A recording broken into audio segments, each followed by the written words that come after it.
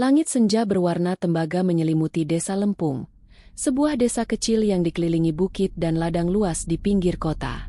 Meski jaraknya tak jauh dari kota, desa itu masih hidup dalam ketenangan yang sederhana, tanpa hiruk-pikuk kendaraan, tanpa sinyal kuat, dan tanpa rahasia yang benar-benar terkubur selamanya.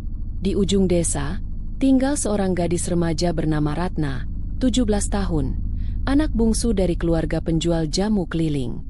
Ayahnya sudah lama meninggal karena penyakit paru-paru, dan ibunya, Bu Sumini, kini berjuang sendirian menyekolahkan Ratna hingga SMA dengan menjual jamu berkeliling dari kampung ke kampung. Ratna bukan tipe gadis yang menonjol. Ia pendiam, rajin membantu ibunya, dan sering terlihat termenung memandang ke arah Bukit Lempung, sebuah bukit keramat yang sudah lama tak dijamah warga, karena konon di puncaknya ada kuburan tua yang disebut-sebut sebagai tempat peristirahatan para pertapa zaman dulu. Namun hari itu, sesuatu berbeda. Ratna tidak pulang sekolah. Sore menjelang malam, Bu Sumini mulai cemas. Ia mendatangi teman-teman Ratna, menelusuri jalan kecil menuju sekolah, tapi tak ada tanda-tanda keberadaan putrinya. Warga pun mulai membantu mencari, membawa obor, senter, dan bahkan membunyikan kentongan tanda darurat. Dan di tengah keheningan malam yang diterangi bulan setengah, suara teriakan terdengar dari arah bukit. Di atas, di kuburan tua. Beberapa warga naik ke atas Bukit Lempung dengan tergesa. Di sana, di atas rerumputan yang sudah lama tak diinjak manusia, mereka menemukan Ratna, tertidur dengan tenang di antara batu nisan tua, tubuhnya bersih, rambutnya terurai seperti baru disisir, dan wajahnya tersenyum. Tak ada yang tahu bagaimana dia bisa ke sana. Tak ada jejak kaki. Tak ada bekas terjatuh. Dan ketika salah satu warga menyentuh tangannya, Ratna membuka mata perlahan, lalu berbisik, "Angin itu menyanyi padaku." Warga membawa Ratna turun. Semua orang heran, tapi lega karena ia ditemukan dalam keadaan utuh. Namun keanehan baru saja dimulai. Setelah malam penemuan itu, Ratna tak banyak bicara. Ia hanya diam di rumah, duduk di beranda, menatap langit pagi seperti mencari sesuatu di antara awan. Tubuhnya sehat, matanya bening, tapi ada yang berbeda dari caranya berbicara.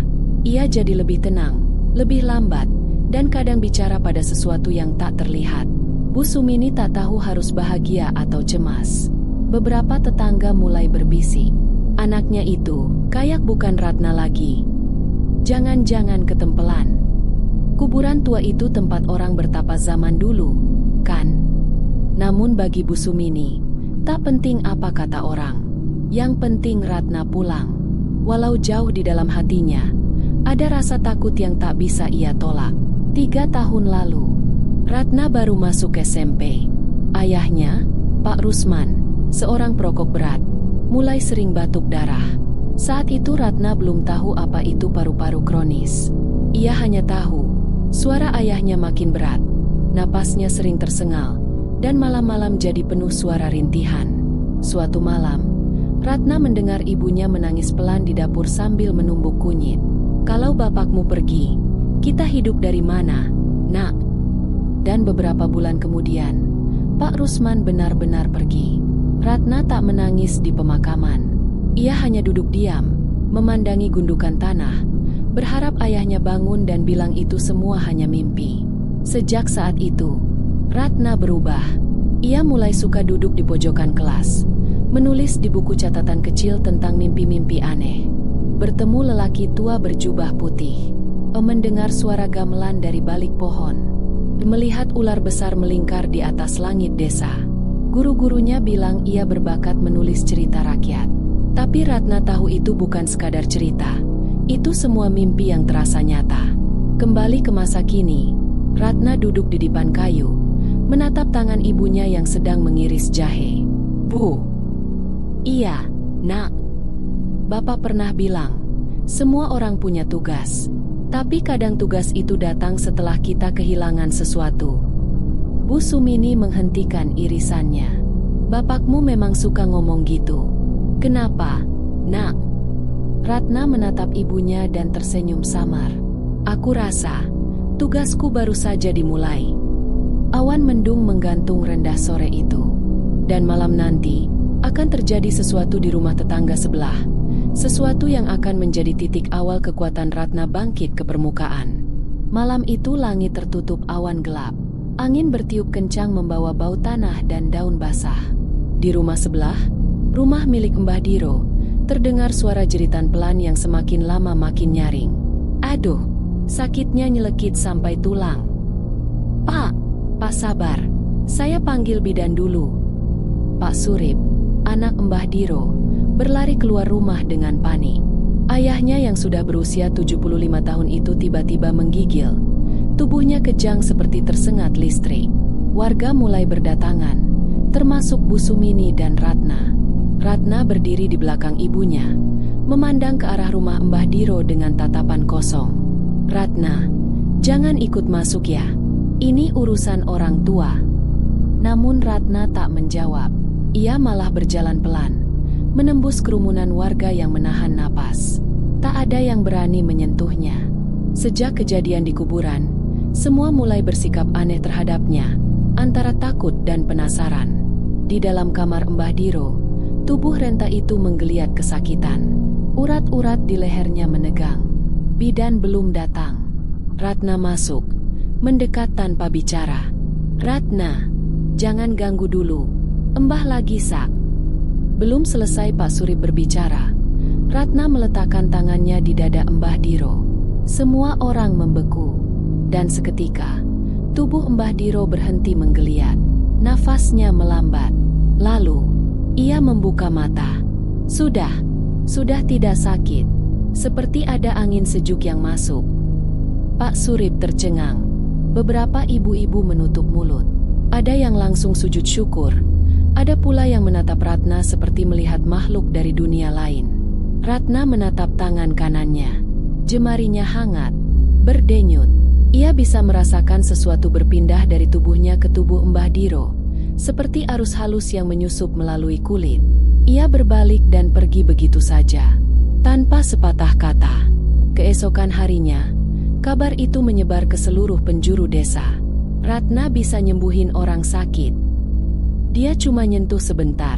Loh, mungkin dia dapat wangsit dari kuburan tua itu. Tapi tidak semua senang dengan kabar ini. Di balik pohon jambu dekat surau, sekelompok lelaki tua berkumpul, termasuk Pak Lurah, yang berkata dengan wajah tegang. Kalau benar Ratna punya kekuatan itu, kita harus hati-hati. Ini bisa jadi berkah, tapi juga bisa jadi malapetaka. Malam harinya, Ratna duduk di kamarnya. Ia membuka buku catatannya dan menulis. Hari ini, aku menyentuh kematian, tapi malah membuatnya pergi. Desa Lempung tak lagi sama sejak malam itu. Beberapa warga mulai datang ke rumah Ratna dengan berbagai alasan. Ada yang membawa anaknya yang demam, ada yang membawa suami yang tak bisa berjalan, bahkan ada yang membawa air putih dan memohon agar Ratna menyentuhnya. Bu Sumini kewalahan. Ia tak menyangka rumahnya yang dulu sepi kini berubah jadi seperti posko darurat. Ratna ini bukan dukun, katanya keras suatu pagi. Anak saya juga butuh istirahat. Tapi Ratna tak pernah menolak siapapun. Ia menyentuh mereka satu persatu, pelan, penuh ketulusan. Kadang berhasil, demam turun, nyeri hilang, kaki bisa digerakkan. Tapi kadang tidak, dan itu membuat beberapa warga mulai kecewa. Di sisi lain desa, Pak Sarman, seorang dukun pijat dan pengobat tradisional yang sudah bertahun-tahun dipercaya warga, mulai merasa posisinya tergeser. Orang-orang yang dulu mengantri di rumahnya kini memilih datang ke rumah Ratna. Itu bukan kesembuhan dari Tuhan, gumamnya. Itu pasti ada campur tangan jin. Ia bukan satu-satunya yang berpikir begitu. Di malam-malam sepi, bayangan mulai muncul di balik jendela rumah Ratna.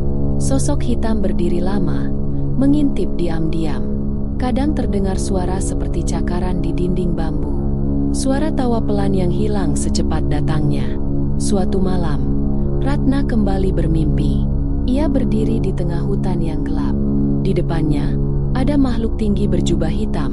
Wajahnya tak terlihat, tapi suaranya terdengar jelas. Setiap yang diberi akan diminta kembali. Kau siap, Ratna? Gadis itu terbangun dengan keringat dingin. Di luar, angin menderu kuat, dan seekor burung hantu hitam hinggap di jendela, menatapnya dalam diam. Keesokan paginya, Ratna menolak menyentuh siapapun. "Maaf, hari ini tidak bisa," katanya pelan pada seorang ibu yang membawa bayinya yang panas. Desa pun mulai ramai. Kenapa sekarang ditolak? Jangan-jangan sudah habis kekuatannya. Atau jangan-jangan selama ini cuma kebetulan. Di antara mereka, seorang perempuan tua berdiri agak jauh. Matanya tajam, bajunya hitam pekat. "Aku tahu dari mana kekuatanmu berasal, Ratna," bisiknya lirih sebelum berbalik pergi. Di ujung sore itu, Ratna duduk sendiri di dapur, memandangi tungku yang padam. "Bu, kenapa orang berubah setelah mereka dapat harapan?" "Karena, Nak, harapan itu seperti cahaya. Tapi kalau terlalu terang, ia bisa membutakan." Ratna menatap api yang nyaris mati, dan di dalam hatinya, ia tahu konflik baru saja dimulai. Hujan deras mengguyur desa Lempung sejak subuh. Jalan-jalan tanah berubah jadi lumpur licin, dan kabut menyelimuti rumah-rumah warga. Tapi bukan hujan yang membuat hati Ratna berat pagi itu, melainkan suara. Sejak seminggu terakhir, ia mulai mendengar bisikan. Awalnya samar, seperti desir daun. Tapi kini semakin jelas. "Kau sudah membangunkan yang lama tertidur. Tanganmu bukan lagi milikmu sepenuhnya. Akan ada yang datang menagih." Ratna tak berani bercerita pada siapapun, bahkan pada Bu Sumini. Ia mulai takut menyentuh orang lain lagi, tapi warga tetap berdatangan.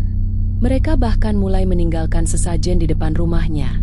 Beras, telur ayam kampung, kembang 7 rupa. Seolah Ratna bukan manusia biasa lagi. Di sisi lain desa, Pak Sarman mulai menghasut warga. Ia mendatangi Pak Lurah dengan wajah muram. "Kekuatan seperti itu tak bisa dipercaya.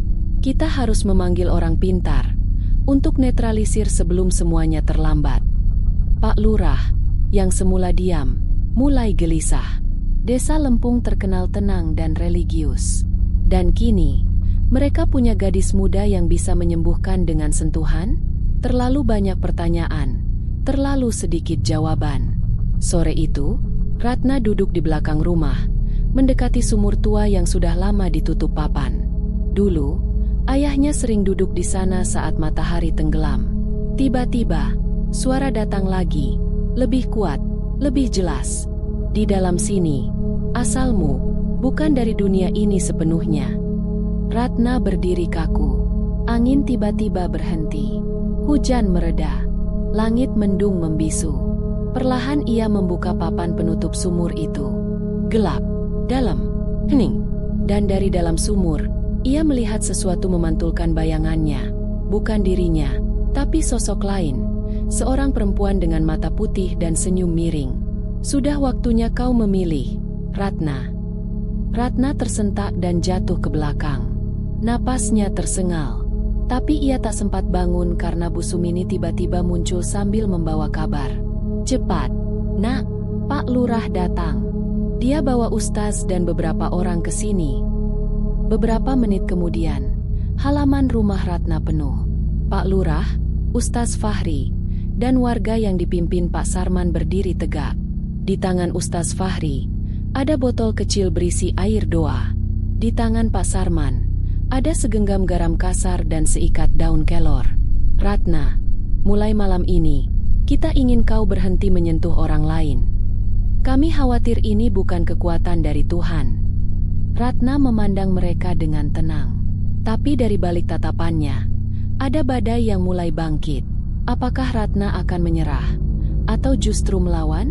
Malam itu, udara terasa lebih dingin dari biasanya.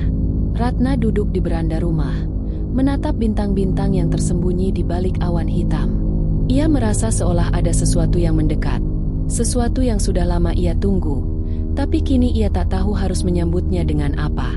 Bu Sumini sedang tidur di kamar, lelah setelah seharian mengurus warga yang datang untuk meminta bantuan.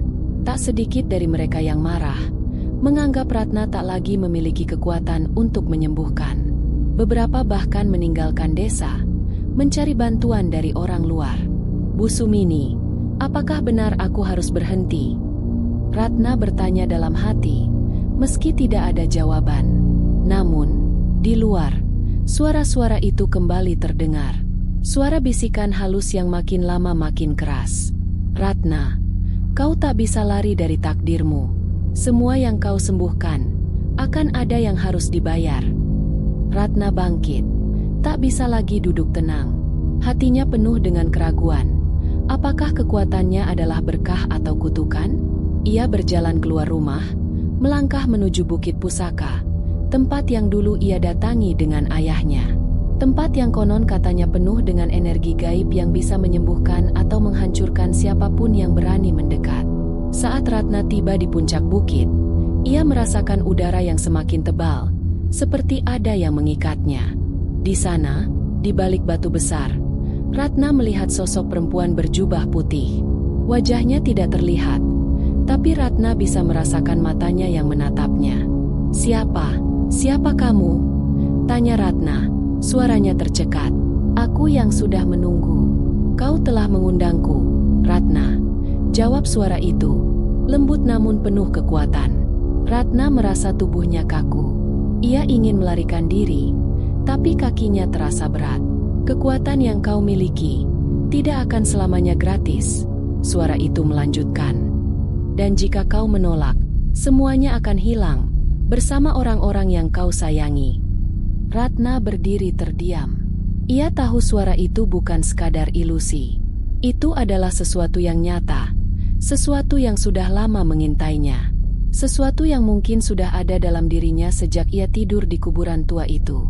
Tiba-tiba, tanah di bawah kaki Ratna bergetar. Sosok perempuan itu mulai mendekat, dan sebuah bayangan hitam besar melingkupi tubuhnya. Ratna ingin berteriak, tapi tak ada suara yang keluar dari mulutnya.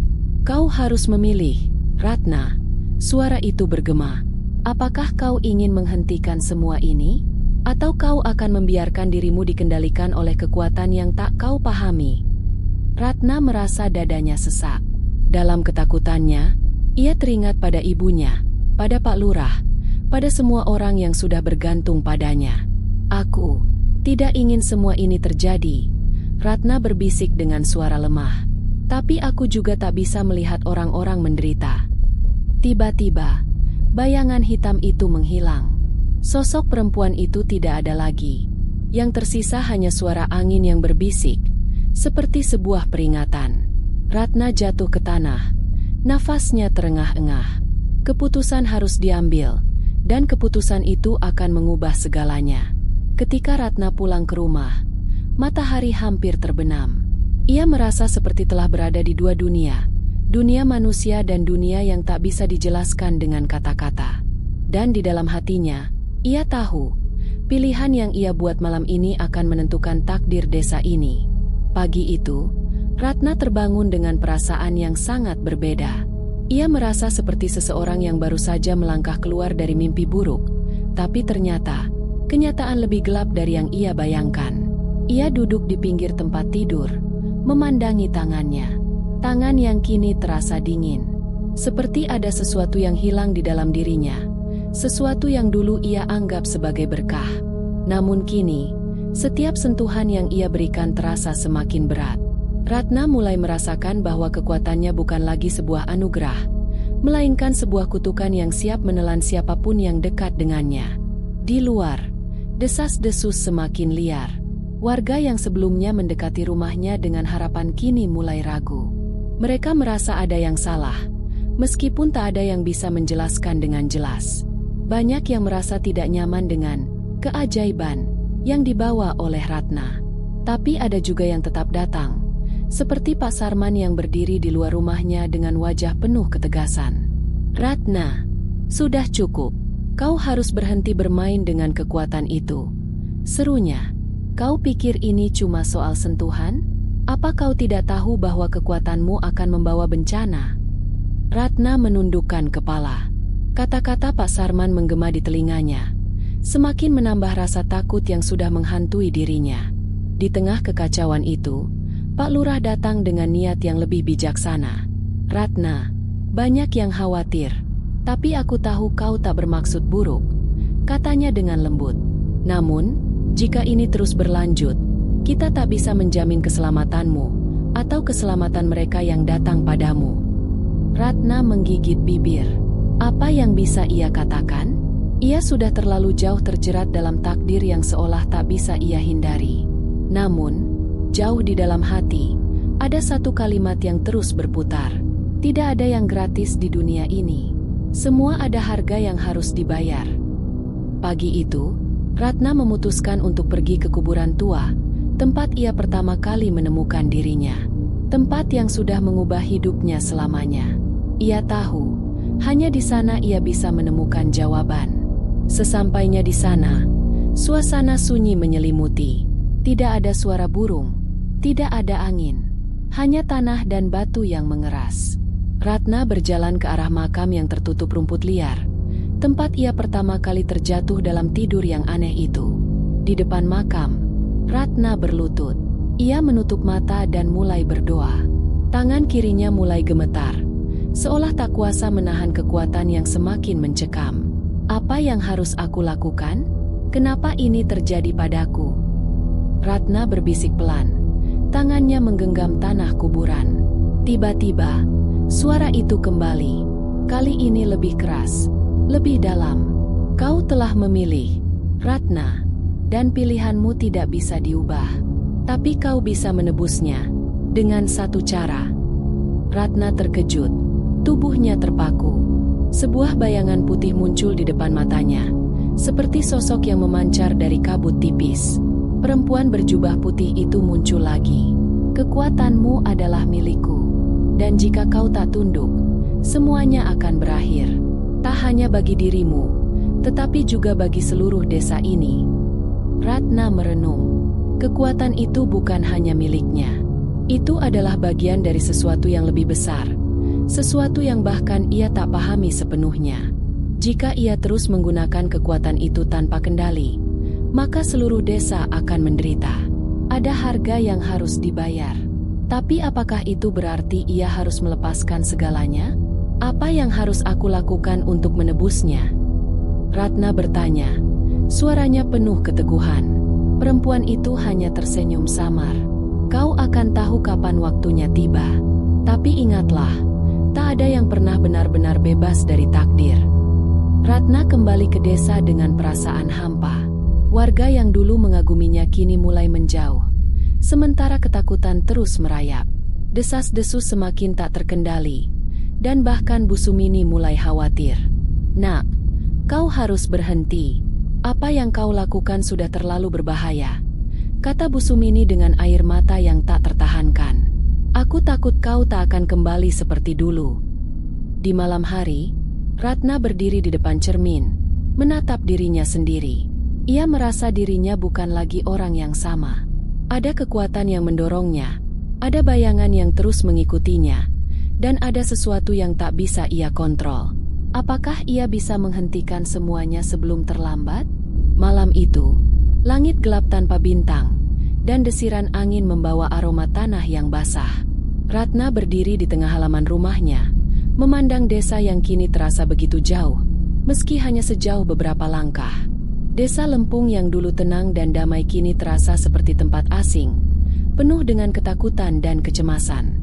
Kekuatan yang ia miliki bukan lagi sesuatu yang dipandang sebagai anugerah, tetapi sebagai ancaman yang tak bisa dihindari. Di tengah kebingungannya, suara itu kembali, lebih keras, lebih jelas, seakan datang langsung dari dalam dirinya. Kau tahu apa yang harus dilakukan, Ratna. Semua ini adalah bagian dari takdirmu. Kau tak bisa melawan. Ratna menggigit bibir. Ia tahu suara itu bukan miliknya. Itu adalah bagian dari kekuatan yang kini menguasai tubuhnya. Tiba-tiba, bayangan putih yang sudah sering muncul di depannya muncul lagi. Kali ini lebih nyata, lebih dekat. Perempuan berjubah putih itu berdiri di depan Ratna. Matanya kosong dan kelam, namun ada ketenangan dalam tatapannya. Ini waktunya, Ratna. Tak ada lagi yang bisa kau selamatkan. Kau sudah menunggu terlalu lama untuk membuat keputusan ini. Sekarang atau tidak sama sekali. Ratna merasakan seakan seluruh tubuhnya dibekukan oleh tatapan itu. Ia tak bisa lagi melarikan diri dari takdirnya. Apa yang harus aku lakukan? Ratna bertanya dengan suara yang hampir tak terdengar, tetapi penuh keteguhan. Aku tidak bisa melihat desa ini hancur karena kekuatanku. Perempuan itu tersenyum tipis. Kau tidak bisa mengubahnya, Ratna, tapi kau bisa memilih bagaimana semuanya berakhir. Kekuatannya ada di dalam dirimu. Kau bisa mengendalikannya, atau membiarkannya mengendalikanmu. Ratna merasakan dadanya sesak. Keputusan itu semakin mendekat. Dalam pikirannya, ia teringat semua orang yang telah datang padanya untuk disembuhkan. Mereka yang menganggapnya sebagai penyelamat, mereka yang mengagumi kekuatannya, dan mereka yang kini takut padanya. Aku harus melakukannya. Aku harus menghentikan semuanya. Ratna berbisik, meneguhkan hatinya. Perempuan itu mengangguk, seolah memahami keputusan yang diambil Ratna. Jika kau memilih itu, maka semua akan berakhir malam ini. Tiba-tiba, bumi di bawah kaki Ratna bergetar hebat. Kabut tebal muncul dari tanah, dan suara tawa mengerikan terdengar dari dalamnya, seperti suara ribuan jiwa yang terkekang dalam kegelapan. Ratna merasakan tubuhnya terhisap ke dalam tanah, dan bayangan gelap mulai mengepungnya. Ada sesuatu yang lebih besar, lebih kuat, yang terbangun dari dalam dirinya. Kau tidak bisa melarikan diri, Ratna. Semua ini adalah bagian dari perjalananmu. Namun, Ratna tidak menyerah. Dengan sekuat tenaga, ia menutup matanya dan mengumpulkan kekuatan yang ada dalam dirinya. Dengan tekad yang bulat, ia mengarahkan kekuatan itu untuk menanggulangi kekuatan gelap yang semakin menghancurkan semuanya. Di saat itu, suara lain muncul di telinganya. Suara Bu Sumini. Ratna, kau tidak sendiri. Ratna membuka matanya. Bu Sumini berdiri di sampingnya, memegang sebuah rujukan doa yang penuh dengan harapan. Warga desa yang lain mulai muncul, berdiri tegak di belakangnya. Mereka datang, tidak untuk menyerah, tetapi untuk bersama-sama bertahan. Ratna mengangkat tangannya, dan sebuah cahaya terang memancar dari dalam tubuhnya. Kekuatannya mulai mengalir dengan kuat, berlawanan dengan kekuatan gelap yang menjeratnya. Kekuatan itu adalah milik Ratna, dan kali ini ia memutuskan untuk mengendalikannya, bukan membiarkannya menguasai dirinya. Namun, saat ia mengumpulkan seluruh kekuatan itu, bayangan gelap itu meronta dengan lebih kuat, mencoba menghancurkan cahaya yang baru saja tumbuh. Ini bukan akhir, Ratna. Kau tak akan pernah bebas dari aku. Ratna menggertakkan giginya, tidak membiarkan dirinya terintimidasi. Cahaya yang ia pancarkan semakin kuat, akhirnya mendorong bayangan itu mundur. Namun, dalam proses itu, sesuatu yang tak terduga terjadi.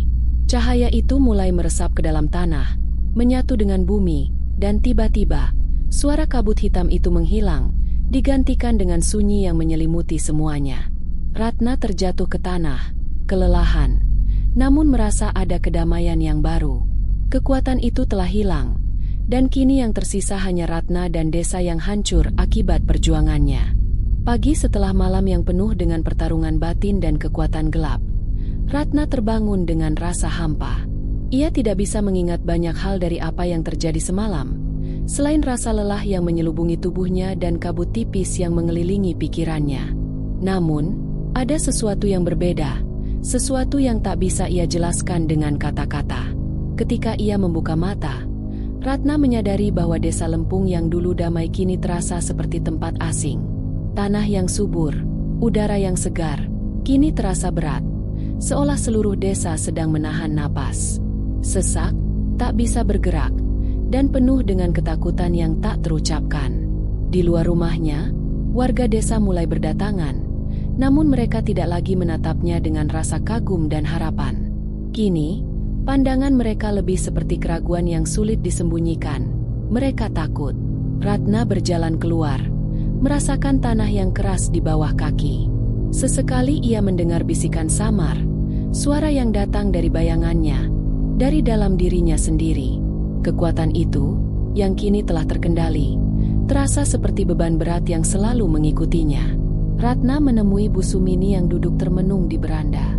Wajah Bu Sumini tampak lelah, namun juga penuh dengan kekhawatiran yang mendalam. "Ratna, apa yang terjadi?" Bu Sumini bertanya dengan suara lembut, tetapi ada keraguan yang jelas terdengar. "Apakah kita sudah selesai dengan ini? Apa yang terjadi malam itu?" Ratna terdiam. Pertarungan malam itu bukan hanya tentang mengalahkan kekuatan gelap yang telah lama menguasainya. Ini tentang kehilangan harapan, kehilangan kendali, dan kehilangan diri sendiri. "Aku tidak tahu, Bu," jawab Ratna pelan. "Aku rasa semuanya tidak akan pernah kembali seperti dulu. Kekuatanku sudah berubah, Bu. Aku tak bisa lagi melihatnya sebagai berkah. Semua ini ada harga yang harus dibayar." Bu Sumini menatapnya dengan penuh pengertian, meskipun hatinya terbeban oleh kata-kata Ratna. "Kau benar, Ratna. Tidak ada yang gratis di dunia ini.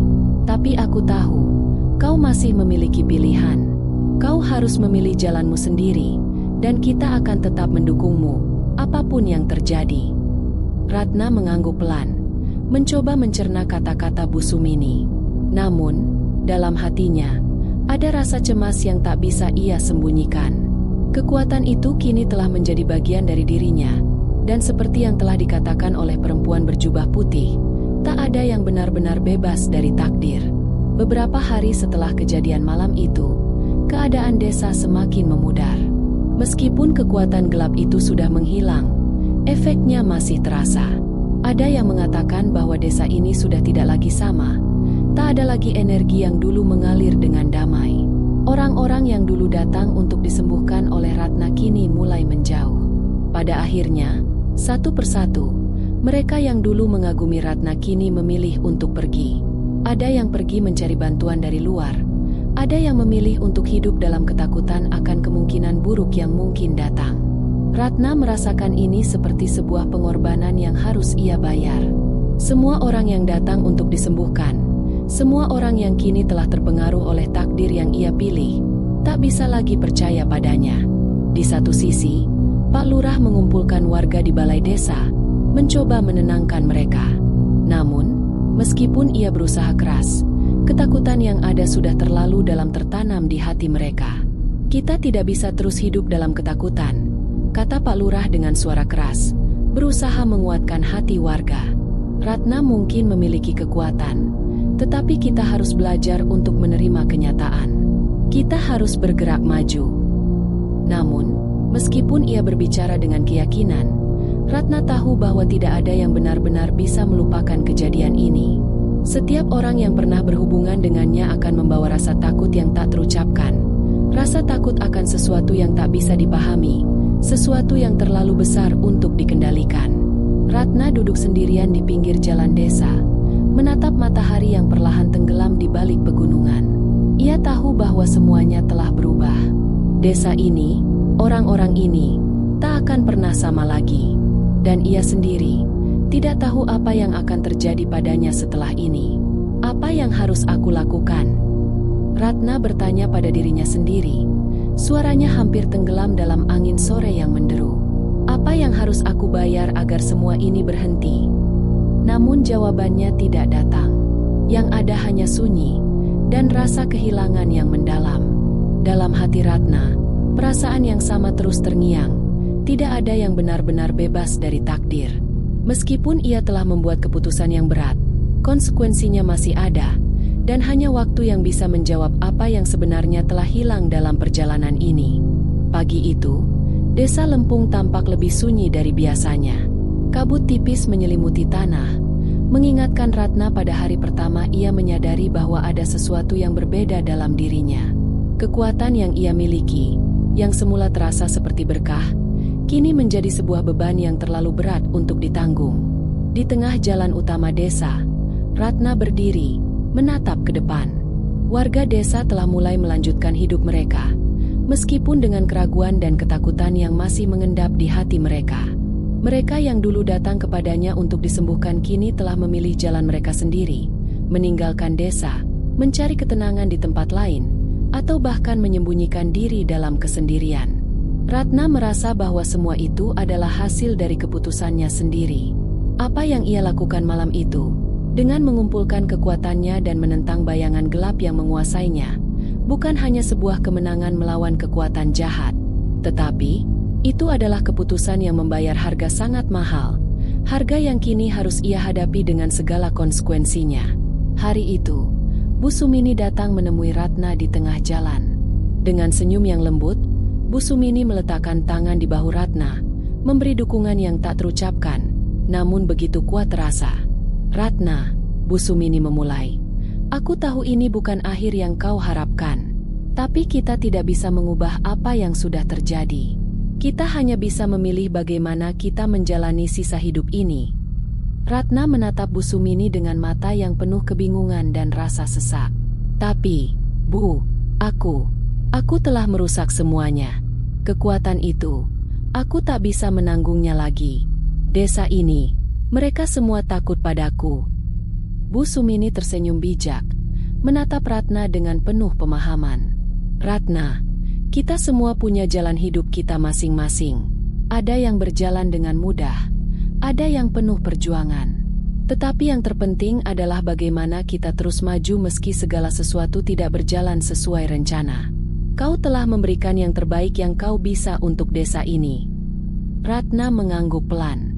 Kata-kata Bu Sumini menyentuh hatinya, tetapi perasaan bersalah itu tidak mudah hilang. Tapi, mungkin ini waktunya untuk belajar melepaskan, untuk menerima bahwa takdir tidak selalu berjalan sesuai harapan kita. Malam tiba, dan Ratna berdiri di dekat kuburan tua tempat ia pertama kali menemukan kekuatan itu. Tempat yang kini terasa seperti saksi dari segala yang telah terjadi. Ratna duduk di sana, termenung, dengan perasaan yang lebih ringan dari sebelumnya. Ada ketenangan yang mulai menyelimuti hatinya. Ia tahu bahwa tidak ada yang bisa mengembalikan waktu, tidak ada yang bisa menghapus apa yang telah terjadi. Namun, di tempat yang penuh kenangan itu, Ratna mulai menyadari bahwa kemampuan untuk menyembuhkan bukanlah tentang memaksakan kehendak. Itu tentang menerima kenyataan, tentang belajar merangkul kesalahan dan memperbaiki diri. "Aku tidak bisa membenarkan semuanya," Ratna berkata pelan, seolah berbicara pada angin malam. "Tapi aku akan mencoba menjalani hidupku dengan lebih bijak. Jika aku bisa membantu seseorang, aku akan lakukan. Jika tidak, aku akan biarkan takdir mengarahkanku." Esok pagi, Ratna kembali ke desa. Dengan langkah yang lebih tegar, ia berjanji pada dirinya sendiri bahwa meskipun takdir tidak selalu berada di tangan kita, ada kekuatan dalam memilih bagaimana kita menghadapi hari-hari berikutnya. Seiring waktu, desa Lempung mulai pulih. Mungkin tidak sepenuhnya seperti dulu, tapi mereka yang tetap tinggal mulai menerima kenyataan bahwa kehidupan tidak selalu berjalan dengan sempurna, dan yang terpenting adalah menerima diri sendiri dan satu sama lain dengan segala kekurangan. Ratna tetap tinggal di desa itu, menjalani hari-harinya dengan tenang. Ia tidak lagi merasa terbebani oleh kekuatan yang ada dalam dirinya. Ia belajar untuk tidak terlalu keras pada dirinya sendiri dan menerima bahwa perjalanan hidupnya adalah bagian dari cerita yang lebih besar. Cerita ini pun berakhir dengan sebuah pelajaran. Terkadang, kita harus menghadapi ketakutan terbesar kita untuk bisa menemukan kekuatan sejati kita. Bukan kekuatan yang berasal dari kemampuan luar biasa, tetapi kekuatan untuk menerima dan menjalani hidup dengan penuh keberanian, meski segala sesuatu tampak tak pasti. Dan desa Lempung, meskipun tidak lagi sama, tetap menjadi tempat yang penuh dengan cerita. Cerita tentang seorang gadis yang bisa menyembuhkan, namun juga harus belajar untuk menyembuhkan dirinya sendiri.